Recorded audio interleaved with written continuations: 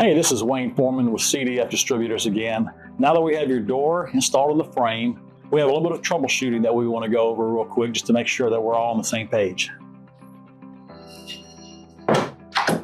As you can see, when I close the door, it hit the top up here and it was rubbing against that. You still have a good reveal down at the bottom, but we need to fix this part.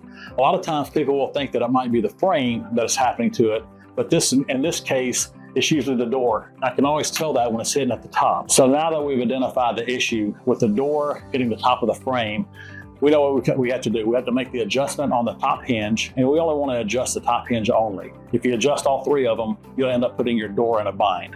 So we're going to take the hinge leaf off the frame only. We'll leave it on the door, but we got to make that adjustment first on the hinge leaf. So now that we've made our adjustment, what we did is we ground down the 3 dimples on the outside of the frame. We left the 2 on the inside.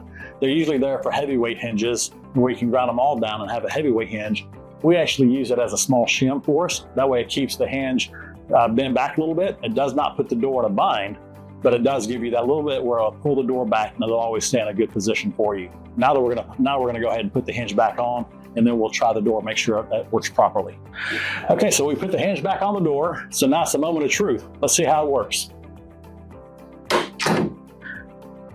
Perfect. As you can see, we have a good reveal all the way up the door on the side, even up here where we were in a bind earlier. Now it's not touching. It's the same reveal as the bottom. Have a good reveal across the top.